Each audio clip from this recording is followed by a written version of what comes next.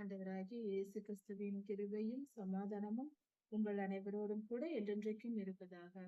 நான் உன்னை விட்டு விலகுவதும் இல்லை, உன்னை கைவிடுவதும் இல்லை என்று சொன்ன நமது ஆண்டவராகிய இயேசு கிறிஸ்து என்றென்றும் நம்முடன் கூட இருக்கிறார். சமாதானமாய் இருப்போம்.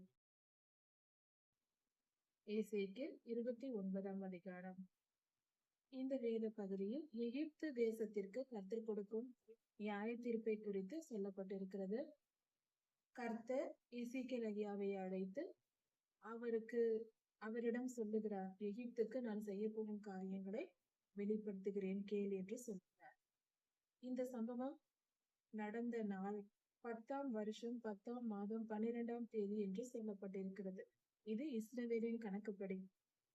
நம்முடைய உலக வழக்கத்தின்படி பார்க்கும்போது கிமு 587ஆம் வருடம் முதல் மாதம் இந்த காலத்தில் தான் இந்த கர்த்தருடைய வார்த்தை எசேக்கியேலுக்கு வருகிறது. கர்த்தர் சொல்லுகிறார், மனுபுத்திரனே, நீ எகிப்துக்கும் எகிப்தின் ஜனங்கள் அந்த தேசத்தின் ஜனங்களுக்கும் விரோதமாக தீர்க்க தரிசனம் உரைத்து நான் சொல்லுகிறதை சொல் என்று கர்த்தர் சொல்லுகிறார்.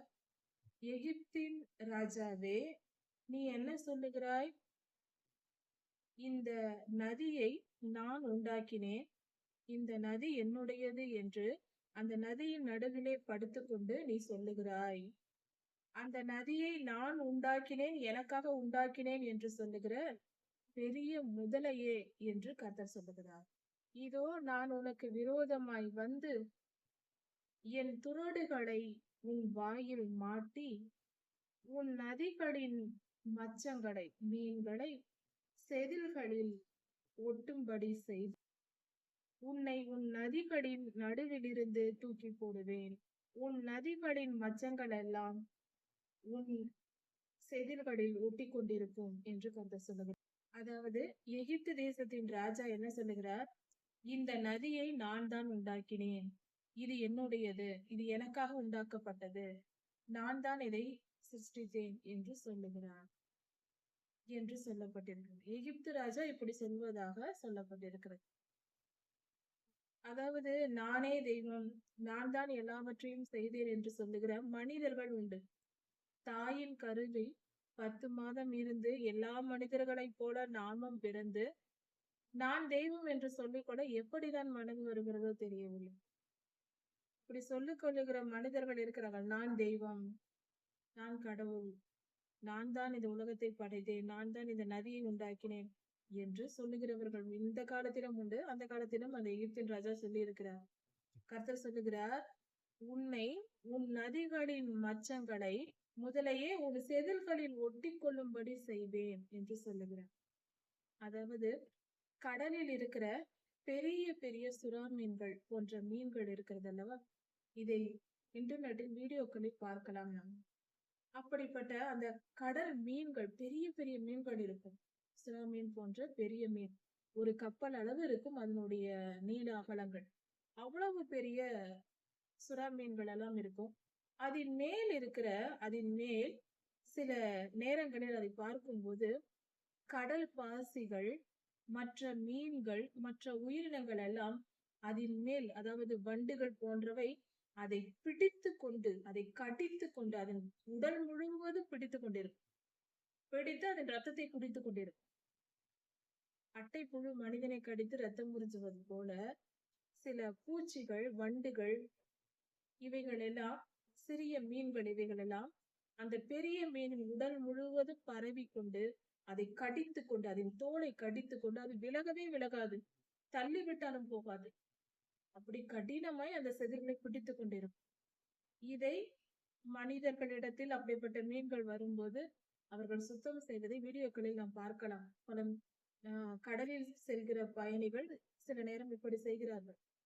அதை எடுத்து பார்த்தால் மிகவும் ஆச்சரியமா இருக்கு. அதன் சரீரம் முழுவதும் பிடித்து கொண்டிருக்கிறது உயிரினங்கள். சின்ன சின்ன உயிரினங்கள் எல்லாம் அதன் உடல் முழுவதும் பரவி அதால் இயங்கவே முடியாது. அத்தனை உடல் முழுவதும் வலியோடும் வேதனையோடும் இருக்கும். அது கண்ணீர் விடாத குறைதான், அந்த அளவுக்கு அது அப்படியே துவண்டு போய் கிடக்கும். அப்பொழுது அதை எடுத்து அந்த பூச்சிகளை எல்லாம் சுரண்டி எடுத்து அதை தூக்கி எறிகிறார்கள். சுத்தம் செய்து அதன் பின்பு அந்த கடலில் அந்த பெரிய மீனை விட்டால் சந்தோஷமாக செல்கிறது நீந்தி. இப்படியாக இது உண்மையாய் இன்றும் நடக்கிற காரியம்தான். இதே போன்ற இந்த செயலை தான் கர்த்தர் இங்கு சொல்லுகிறார். அந்த மீன்களின் செதில்களில், அதாவது நீ முதலையாய் இருக்கிறாய், உன் செதில் முழுவதும் உன் நதியின் மச்சங்கள் ஒட்டிக்கொள்ளும். அது மிகுந்த வேதனையுடைய ஒரு காரியம். இதை நீ இன்டர்நெட்டில் போய் பார்த்தால் தெள்ள தெளிவாக இந்த வசனத்தை புரிந்து கொள்ளலாம். கடல்வாழ் உயிரினங்களை பற்றி நாம் பார்க்கும்போது மீன்களை பற்றி போட்டால் தாராளமாக நம்ம அதை பார்த்து தெரிந்து கொள்ளலாம். அந்த பெரிய மீனில், சுறா மீனில், மிகப்பெரிய மீனில் உடல்களில் சிறிய சிறிய நம் கைக்குள் அடங்கக்கூடிய அளவுக்கு சிறிய சிறிய உயிரினங்கள், அவைகள் எல்லாம் அந்த சரீரத்தை பிடித்து கொண்டு உடல் முழுவதும் நிரம்பி கிடைக்கிறது. அதன் தோல் தெரியாத அளவுக்கு நிரம்பி இருக்கும் போது அந்த பூச்சிகள் கடித்து அந்த பெரிய மீனின் ரத்தத்தை உறிஞ்சு கொண்டிருக்கிறது. சும்மா உட்கார்ந்து இருக்கவில்லை. அந்த பெரிய மீனின் ரத்தத்தை இந்த சின்ன சின்ன உயிரினங்கள் போய், பூச்சிகள் போய் அதை பிடித்து கொண்டு அதன் சரீரத்தில் இருக்கிற ரத்தத்தை உறிஞ்சு குடித்துக் கொண்டிருக்கிறது. உடல் முழுவதும் ரத்தம் உறிஞ்சப்பட்டால் எப்படி இருக்கும் அந்த மீனின் நிலை? மகா கொடுமையா இருக்கும். மனிதன் தாங்க முடியாது. உடல் முழுவதும் ஒரு ஒரு பூச்சி எல்லா பக்கமும் வந்து கடித்து உறிஞ்சு எடுத்தால் எப்படி இருக்கும்? அந்த மீனின் துன்பம் மகா பெரியது. அப்படிப்பட்ட ஒரு காரியத்தை உனக்கு நான் செய்வேன் என்று கர்த்தர் சொல்கிறார். எகிப்தை முதலையாகவும், அந்த முதலைக்கு இப்படிப்பட்ட ஒரு நிலை வரும் என்றும் கர்த்தர் சொல்லுகிறார். இது மிக மிக மிக வலியும் வேதனையும் தத்தளிப்பும் கொடுக்கக்கூடிய ஒரு நிலை. உன்னையும் உன் நதிகளின் மச்சங்களையும் வனாந்தரத்தில் போட்டு விடுவேன் என்று கர்த்தர் சொல்லுகிறார். இப்படியாக எல்லாவற்றையும் எடுத்து வனாந்தரத்தில் தூக்கி எறிந்து விடுவேன் என்று சொல்லுகிறார். வெட்ட வெளியில் விழுவாய், நீ சேர்த்து கொள்ளப்படுவதில்லை. நீ வெட்ட வெளியில் போய் விழப்போகிறாய், யாரும் இல்லாமல் அனாதையை விழப்போகிறார், யாரும் உன்னை சேர்த்துக் கொள்ள மாட்டார்கள் என்று சொல்கிறார். எகிப்து தேசத்தின் ஜனங்கள் வனாந்திரத்திற்கு தள்ளப்படுவார்கள் என்றும், அவர்களை சேர்த்துக் கொள்வார் இல்லாமல் சிதறடிக்கப்படுவார்கள் என்றும் இந்த தீர்க்க தரிசனத்தின் பொருளாயிருக்கிறது. உன்னை பூமியின் மிருகங்களுக்கும் ஆகாயத்து பறவைகளுக்கும் ஆகாரமாக கொடுப்பேன் என்று கர்த்தர் சொல்லுகிறார். பூமியின் நீ இறந்து கிடக்கும் போது உன் சரீரத்தை பூமியின் மிருகங்களும் பறக்கிற பறவைகளும் வந்து கொத்தி தின்னும்.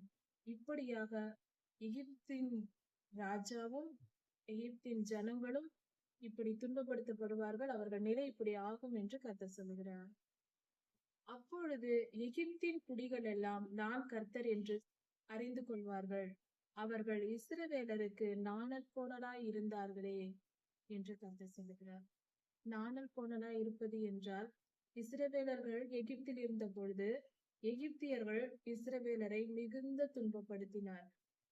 இன்றும் கூட ஒரு ஊரில், எல்லோரும் இருக்கிற ஒரு ஊரில் புதியதாக ஒருவர் வந்து குடி வந்து இருக்கிறார்கள் என்றால், அவர்களை நிரந்தரமாக இருக்கிறவர்கள், ஏற்கனவே இருக்கிறவர்கள் அவர்களை துன்பப்படுத்துவது, தொந்தரவு செய்வது போன்ற காரியங்கள் சில இடங்களில் நடக்கிறது. அப்படிதான் எகிப்தியர்கள் இஸ்ரவேலருக்கு துன்பத்தை கொடுத்தார்கள். அவர்கள் அந்நியராய் வந்திருக்கிறார்கள், அவர்களுக்கு ஆதரவு செய்ய வேண்டும், அவர்களுக்கு உதவி செய்ய வேண்டும் என்ற எண்ணம் இல்லாமல் அவர்களை துன்பப்படுத்தி, கொடுமைப்படுத்தி, வேலை வாங்கி தங்கள் நகரத்தை கட்டுவித்துக் கொண்டார்கள். ராமசேஸ் என்ற நகரத்தை. இதைதான் கர்த்தர் சொல்கிறார். இவ்வளவு துன்பப்படுத்தினீர்களே, அதற்கு நான் பழி வாங்குவேன் என்று கர்த்தர் சொல்கிறார். நன்றாக தெரிந்து கொள்வோம். நாம் கர்த்தருடைய பிள்ளைகளாய் இருக்கும் பொழுது நம்மை யாராவது துன்பப்படுத்தி, கொடுமைப்படுத்தி, நிரந்தரமாய் நம்மை செய்து கொண்டிருக்கிறார்கள் என்றால் கலங்க வேண்டாம், பயப்பட வேண்டாம். நிச்சயம் கர்த்தர் அவர்களை பழி வாங்குவார். அவர்களுக்கு நியாய தீர்ப்பு செய்வார். அவர் நீதியின் சூரியன், நீதி தவற மாட்டார். மறந்து விட வேண்டாம். அவர்கள் தப்பி போகவே முடியாது. நாம் ஒரு தவறும் செய்யாமல் இருக்கும் போது நம்மேல் வீண் பழி சுமத்துவதோ அல்லது நம்மை வேதனைப்படுத்துவதோ கொடுமைப்படுத்துவதோ இப்படிப்பட்ட காரியங்கள் செய்தால் கர்த்தர் நீதி உள்ளவராயிருந்து நமக்கு நீதி செய்வார். நிச்சயம் அவர்களை பழி வாங்குவார். பயப்பட வேண்டாம், கலங்க வேண்டாம், தைரியமா இருப்போம். நமக்காக பரிந்து பேசுகிற தேவன் நமக்கு உண்டு. நமக்கு நீதி செய்கிற தேவன் நமக்கு உண்டு. அவர்கள் உன்னை கையிலே பிடிக்கும் போது நீ ஒடிந்து அவர்கள் விழாவை பிளக்க பண்ணுவார். விலா என்றால் கையுக்கு நேராக கீழே இடுப்பு பகுதி. இடுப்பின் பகுதியில் கையுக்கு நேராக கீழே படுகிற அந்த இடம் விலா என்று சொல்வார்கள். அந்த இடத்தில் அவர்கள் உன்னை கையிலே பிடிக்கும் பொழுது நீ அவர்கள் விலாவை பிளப்பாய். உன் எதிரிகள் உன்னை பிடிக்கும் பொழுது நீ அவர்கள் விலாவை பிளப்பாய். அவர்கள் உன்மேல் சாயும் போது நீ முறிந்து அவர்கள் இடுப்பு முழுவதையும் மரத்து போக பண்ணுவாய் என்று கர்த்தர் சொல்லுகிறார். அதாவது உன் எதிரிகள் உனக்கு தீங்கு செய்ய வரும் பொழுது நீ அவர்களுக்கு பதிலுக்கு தீங்கு செய்வாய் என்று கர்த்தர் சொல்லுகிறார். அப்படி நீ செய்ய போவதினால் கர்த்தர் சொல்லுகிறார், இதோ உன்மேல் நான் பட்டயத்தை வர பண்ணுவேன். அப்படி பட்டயத்தை அனுப்பி உன்னில் மனுஷரையும் மிருகங்களையும் சங்காரம் பண்ணுவேன் என்று கர்த்தர் சொல்லுகிறார். எகிப்து தேசம் பாழும் வனாந்தரமுமாய் மாறும். வனாந்தரமாய் மாறி போகும், ஒன்றுமில்லாமல் போகும். அப்பொழுது நான் கர்த்தர் என்று தெரிந்து கொள்வார்கள். ஏனென்றால் நதி என்னுடையது, நானே அதை உண்டாக்கினேன் என்று சொன்னான் அல்லவா, எல்லாவற்றையும் நான் தொலைத்து விடுகிறேன் பார் என்று கர்த்தர். எதை குறித்து எகிப்தும் எகிப்தின் ராஜாவும் பெருமைப்பட்டார்களோ அதையெல்லாம் கர்த்தர் அழித்து போடுகிறார். அப்பொழுது கர்த்தர் அவரை உருவாக்கினார் என்பதை உலகம் புரிந்து கொள்ளும் என்று கர்த்தர் சொல்லுகிறார். ஆகையால் நான் இதோ உனக்கு விரோதமாகவும் உன் நதிகளுக்கு விரோதமாகவும் நான் மிக்தோல் முதல் எத்தியோப்பியாவில் உள்ள செவனே வரைக்கும் எகிப்தை பாழும் வனாந்தரமும் ஆக்குவேன் என்று கர்த்தர் சொல்லுகிறார். மனுஷனுடைய கால் அதை கடப்பதில்லை. மனிதர்கள் நடந்து எகிப்தின் வழியாய் நடந்து போவதும் இல்லை. மிருகங்களுடைய கால்களும் அந்த இடத்தில் மிதிக்கப்படுவதும் இல்லை. 40 வருஷம் குடியேற்றிருக்கும், பாழாய் கிடக்கும் என்று கர்த்தர் சொல்லுகிறார். மிருகங்களோ மனிதர்களோ நடமாடாமல் பாழாய் நடுக்காடு போல அது கிடக்கும். எகிப்து தேசத்தை இப்படியாக நான் வனாந்தரமாய் வெறுமையாக்குவேன் என்று கர்த்தர் சொல்லுகிறார். எகிப்து தேசத்தை பாழாய் போன தேசங்களின் நடுவில் பாழாய் போக பண்ணுவேன் என்று சொல்லுகிறார். அநேக தேசங்கள் பாழாயிற்று, அதன் நடுவில் இதையும் பாழாய் போக பண்ணுவேன், ஒன்றும் இல்லாமல் வெறுமையாக்கி போடுவேன் என்று சொல்லுகிறார். அவாந்தரமாக்கப்பட்ட ஒன்றுமில்லாமல் வெறுமையாக்கப்பட்ட பட்டணங்களின் நடுவில் 40 வருடங்கள் குடியேற்றிருக்கும். 40 வருடங்கள் அந்த தேசத்தில் யாரும் குடியிருக்க மாட்டார்கள், எல்லாம் வெறுமையாகும் என்று கர்த்தர் சொல்லுகிறார். கர்த்தர் கொடுக்கிற நியாயத்திற்கு அவர்களுடைய பெருமை அழியும்படியாக நான் எகிப்தியரை ஜாதிகளுக்குள் சிதறடித்து ஜனங்களை தேசங்களுக்குள்ளே தூற்றி விடுவேன் என்று சொல்லுகிறார். எகிப்தின் ஜனங்களை உலகெங்கும் இருக்கிற தேசங்களுக்குள் கர்த்தர் தூற்றி விடுவேன் என்று சொல்லுகிறார். எல்லா பக்கமும் சிதறடிக்கப்பட்டு போவார்கள். எல்லா தேசங்களிலும் போய் கொஞ்சம் கொஞ்சம் பேர் குடியிருப்பார்கள். அப்படியாக அவர்கள் ஒன்று சேர்ந்து இல்லாமல் உலகெங்கும் சிதறடிக்கப்படுவார்கள் என்று கர்த்தர் சொல்லுகிறார். 40 வருஷம் முடியும் போது நான் அவர்களை, உலகெங்கும் சிதறி கிடக்கிற ஜனங்களை, எகிப்தியர்களை நான் அழைத்து கொண்டு எகிப்தின் சிறையிருப்பை திருப்பி அவர்களை மீண்டுமாக எகிப்திற்கு அழைத்து அவர்களுடைய சொந்த பிறந்த தேசமாகிய பத்ரோஸ் தேசத்தில் அவர்களை குடியிருக்க பண்ணுவேன் என்று கர்த்தர் சொல்லுகிறார். அங்கே அவர்கள் அற்ப ராஜ்யமாய் இருப்பார்கள். அப்படி என்றால் அங்கே அவர்கள் பத்ரோசிலே கொஞ்ச ஜனங்களாய் அவர்கள் வாழ்ந்து கொண்டிருப்பார்கள். இனி அவர்கள் கொஞ்ச பேர் தான் இருப்பார்கள், பழுகி பெருக மாட்டார்கள் என்று கர்த்தர் சொல்லுகிறார். இனி மற்ற ஜாதிகளின் மேல் மற்ற ஜனங்களை பார்த்து இவர்கள் தங்களை பெருமையாய் எண்ணாதபடிக்கு, பெருமை கொள்ளாதபடிக்கு அவர்கள் கொஞ்ச பேராய் இருப்பார்கள், பழுகி பெருக மாட்டார்கள் என்று கர்த்தர் சொல்லுகிறார். சிறையிருக்குமாறும் சொந்த தேசத்திற்கு வருவார்கள், ஆனால் பழுகி பெருக மாட்டார்கள். அந்த தேசமானது மற்ற ஜனங்களின் மேல் தன்னை உயர்த்தாமல் சிறியதாய் இருக்கும். மற்ற ஜாதிகளை, மற்ற தேசத்தின் ஜனங்களை ஆளாதபடிக்கு அவர்கள் கொஞ்ச பேராய் இருப்பார்கள். எகிப்தியர்கள் அவர்கள் குறுகி போவார்கள் என்று கர்த்தர் சொல்லுகிறார். எகிப்தியரை பார்த்து கொண்டு, எகிப்தியர்கள் செழிப்பாய் இருந்தார்கள், பழுகி பெருகி இருந்தார்கள், ஆண்டு கொண்டிருந்தார்கள். அவர்களை நம்பிக்கொண்டு இஸ்ரவேலர்கள் அவர்களை பார்த்து கொண்டு கர்த்தரை விட்டு வழி விலகி நடந்தார்கள் அல்லவா? இது கடந்த காலத்தில் நடந்தது. அதை கர்த்தர் சொல்லுகிறார், இனி இப்படி நடக்காதபடிக்கு எகிப்தை நான் சுருங்கி போக பண்ணுவேன். அவர்களை குறுக்கி விடுவேன். அவர்கள் செழிப்பாகவோ பலுகி பெருகியோ இருக்க மாட்டார்கள். அப்பொழுது இஸ்ரவேல் தேசம் அவர்களை நம்பி போவதற்கு வழி இல்லாமல் போகும். இப்படியாக செய்வேன் என்று கர்த்தர் சொல்லுகிறார். இப்படி நான் செய்யும் பொழுது நான் கர்த்தர் என்று அவர்கள் அறிந்து கொள்வார்கள். கர்த்தர் தம்முடைய நாமத்தை மகிமைப்படுத்தும்படியாக இப்படி எதிர்த்து அடிக்கிறார் ஜனங்களை. 27ஆம் வருஷம் 1ஆம் மாதம் 1ஆம் தேதியிலே கர்த்தருடைய வார்த்தை மீண்டுமாக எசேக்கியேலுக்கு வருகிறது. இது அடுத்த தீர்க்க தரிசனம். கர்த்தர் சொல்லுகிறார் எசேக்கியேலின் இடத்தில், அதாவது தீருவின் ராஜா தீரு தேசத்தை முற்றுகையிட்ட போது நேபுகாத்நேச்சார் ராஜா தன் சேனைகளிடத்தில், அதாவது நேபுகாத்நேச்சார் ராஜாவும் அவருடைய சேனைகளும் தீருவை போய் முற்றுகையிட்டிருந்தது. அப்பொழுது என்ன நடந்தது என்றால், பாபிலோன் ராஜாவின் சேனைகள் அதிகமாய் வேலை செய்தார்கள், கடினமாய் உழைத்தார்கள். ஆனால் பலன் ஒன்றும் அவர்களுக்கு கிடைக்கவில்லை.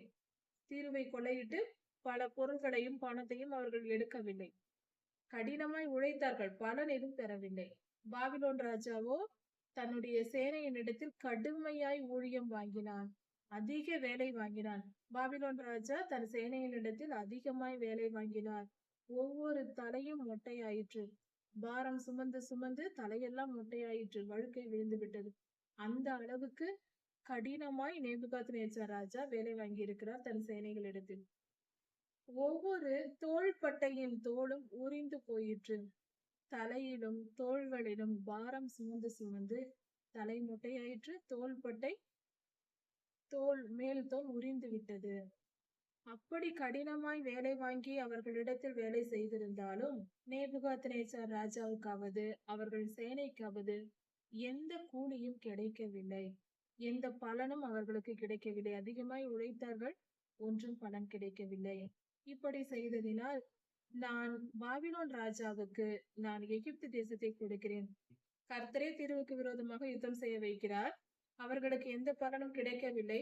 அதனால் அவர்களுக்கு கூலி கிடைக்கும்படியாக எகிப்து தேசத்தில் கொள்ளையிடும்படியாக கர்த்தர் நேபுகாத்நேச்சார் ராஜாவுக்கு கட்டளை கொடுக்கிறார். பாபிலோன் ராஜாவுக்கு நான் எகிப்து தேசத்தை கொடுக்கிறேன். தீருவுக்கு போய் ஒன்றும் உனக்கு கிடைக்கவில்லை அல்லவா, அதனால் நான் எகிப்தை உனக்கு கொடுக்கிறேன். அதில் உள்ள ஏராளமான ஜனங்களை, எகிப்தின் ஜனங்களை அவன் சூறையாடி, நேபுகாத்நேச்சார் ராஜா சூறையாடி அதன் ஆஸ்தியையும் அதன் கொள்ளை பொருள்களையும் எடுத்துக்கொள்வார் நேபுகாத்நேச்சார் என்று சொல்லப்பட்டிருக்கிறது.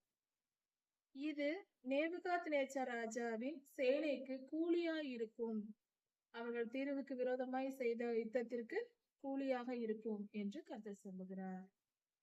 அவர்கள் தீருவுக்கு விரோதமாக செய்த செயல் எனக்காக செய்தார்கள், அதனால் அவர்களுக்கு எகிப்து தேசத்தை நான் கூலியாக கொடுத்தேன் என்று கர்த்தர் சொல்லுகிறார். அந்நாளிலே நான் இஸ்ரவேல் வம்சத்தாரின் கொம்பை முளைக்க பண்ணி அவர்கள் நடுவிலே தாராளமாய் பேசும் வாயை உனக்கு கட்டளையிடுவேன். அப்பொழுது நான் கர்த்தர் என்று அறிந்து கொள்வார்கள் என்று கர்த்தர் சொல்லுகிறார். இஸ்ரவேல் தேசத்தாருக்கு ஒரு கொம்பை உண்டாக்குவாராம். தாராளமாய் பேசும் வாய் நமக்கு கொடுக்கப்படுமா? அப்படி என்றால் எதற்கும் அஞ்சாமல் பேசுகிற வாய். அப்படி என்றால் ஒரு அதிகாரத்தின் மிக உயர்ந்த ஸ்தானத்தில் கர்த்தர் நம்மை உயர்த்த போகிறார் என்று பொருள். தாராளமாய் பேசலாம், தைரியமாய் பேசலாம். யாரும் நம்மை குற்றம் சொல்ல மாட்டார்கள். நம்மை எந்தவித எதிர்ப்பும் நமக்கு வராது. நாம் தைரியமாய் பேசலாம். முழு சந்தோஷத்தோடு நாம் பேசும்படியாய் கர்த்தர் நமக்கு வாய்ப்பை ஏற்படுத்தி தருவார். அப்படிப்பட்ட சூழ்நிலை மாறும். வெற்றியின் சூழ்நிலை, ஒரு ஆரோக்கியமான வெற்றியுள்ள பலமுள்ள ஒரு சூழ்நிலையை கர்த்தர் ஏற்படுத்தி தருவேன் என்று சொல்லுகிறார். இப்படியாக கர்த்தர் எகிப்து தேசத்திற்கு நியாய தீர்ப்பை கொடுத்து இஸ்ரவேல் தேசத்திற்கு பாதுகாத்து அவர்களை வழிநடத்துகிறார், நீதியை செலுத்துகிறார். இதன் தொடர்ச்சியை நாம் அடுத்த செய்தியில் பார்க்கலாம். கர்த்தர் உங்களை ஆசீர்வதிப்பாராக. ஆண்டவராகிய இயேசு கிறிஸ்து சீக்கிரமாய் வரப்போகிறார். அவருடைய வருகைக்கு நாம் ஆயத்தப்படுவோம். மாரநாதா.